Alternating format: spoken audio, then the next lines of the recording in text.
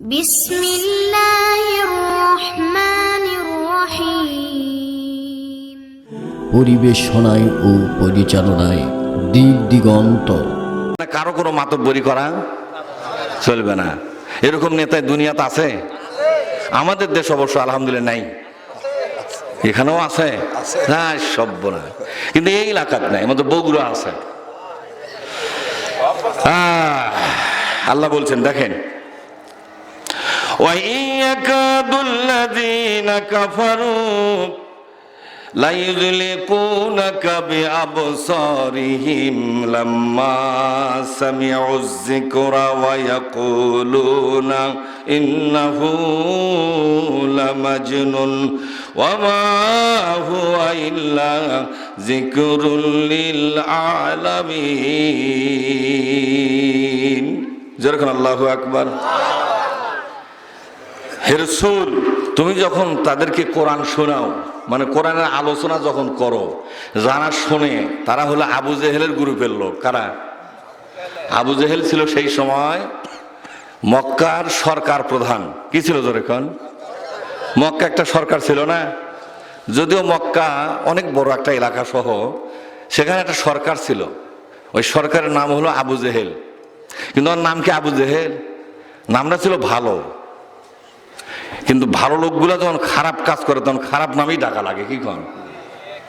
হাজি সাহেব যদি মানুষের গরু চুরি করে, তাকে হাজি সাহেব করে কবেন না চোর করে কবেন? কি বলবেন? চোর। তো একজন চোর যদি বলে যে চোর বলা ঠিক নয়, আমি কিন্তু হজ করছি, তখন দুটা চোর বেশি খাবে না চোর? এখন যে চুরি করে আবার এখনো হাজি নাম আসেই, কথা কান না কেন? আবু জেহেল এর নাম ছিল আবুল, আর লকাব ছিল আবুল হিকাম, কিন্তু আসল নাম হলো ওমর ইবনে হিশাম। কি নাম ধরে? ওমর। ওমর নাম কি খারাপ না ভালো? আলহাজ ওমর। উনি হাজি সাহেব ছিলেন। কি ছিলেন ধরে খান? হাজি সাহেব, কিন্তু দেশের সরকার। দেশের কি? এই যে কত বড় শয়তান সরকার, কোরআন শরীফে বারবার আল্লাহ বলেছেন সব সরকারই ভালো সরকার নয়, কিছু সরকার হলে কি জেতা শয়তান। কথা কয় না একেবারে? কিছু সরকার হলো মানে জীবন্ত শয়তান একেবারে। ফেরাউন একটা সরকার, এটা কি ভালো সরকার না শয়তান সরকার? নমরুদ একটা সরকার, এই নমরুদ কি ভালো সরকার না শয়তান সরকার? হ্যাঁ, এরকম যুগে যুগে বিভিন্ন দেশে বিভিন্ন সরকার আছে, কোন সরকার ভালো সরকার আর কোন সরকার শয়তান সরকার। হে নবী, আপনি যখন তাদেরকে কোরআন বুঝান, কোরআন শুনতে শুনতে মেজাজ বিগড়ে যায়, মন মেজাজ তাদের বিগড়ে চলে যায়, তারা মনে মনে পরিকল্পনা করে এই বক্তাকে এখনই আছাড় দিয়ে মারা দরকার।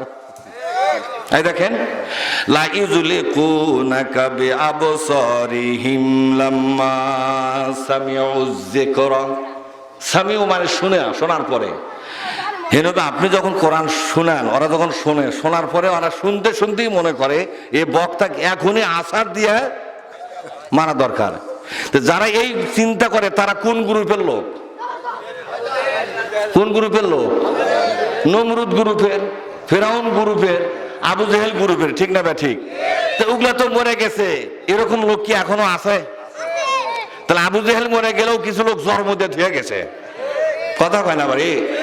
কিছু লোক কি যে ধুয়ে গেছে, ওরা আবু জেহেলের জন্মা, ওরা ভালো মানুষের জন্মা।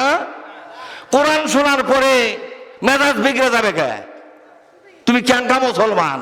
কোরআন শোনার পরে আলা বিযিকরিল্লাহি বলেন, আলা বিযিকরিল্লাহি তাতমাইন্নুল কুলুব।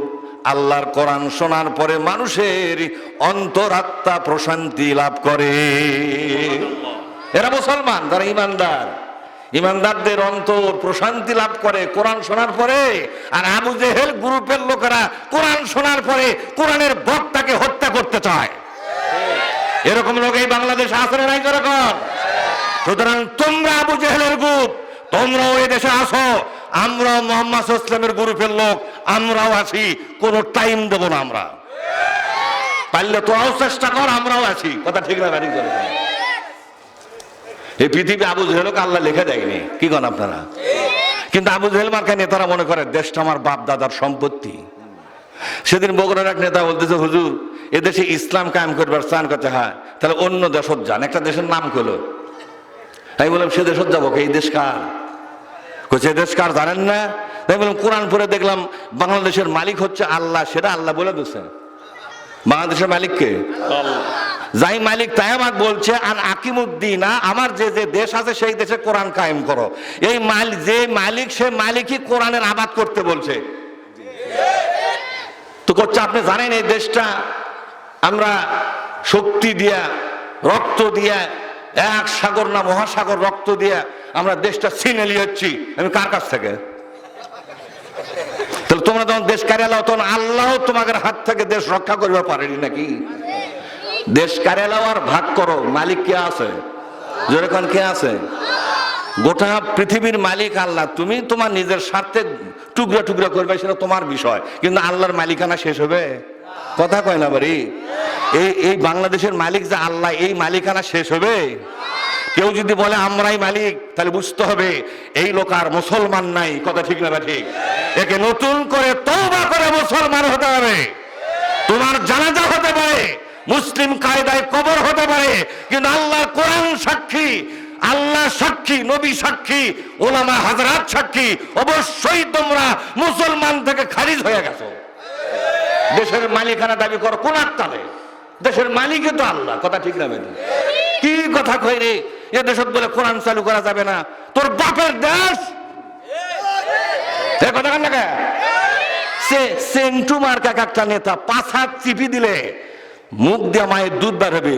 সেন্টু মার্কা নেতা, কি নাম মার্কা নেতা? যেরকম সেন্টু মার্কা নেতা, সিকা মার্কা নেতা কয় আমার এই দেশে কোরআনের কোন রাষ্ট্র কায়েম করতে দেবো না। তোর বাপের দেশ। কথা কান না? দেশ তোর বাপের লয়, দেশ আমারও বাপের লয়। দেশের মালিক কে? আল্লাহ। কিন্তু আল্লাহ মালিক হয়ে বলেছে, আমার কোরআন কায়েমের আন্দোলন যারা করবে না, মুসলমানের খাতার থেকে নাম কাটিয়ে দেবো আমি। আন্দোলন না করলে নাম কাটা যাবে, আন্দোলনকে বাধা দিলে নাম কাটা যাবে। কথা কয় না রে? আন্দোলনকে বাধা দিলেও নাম।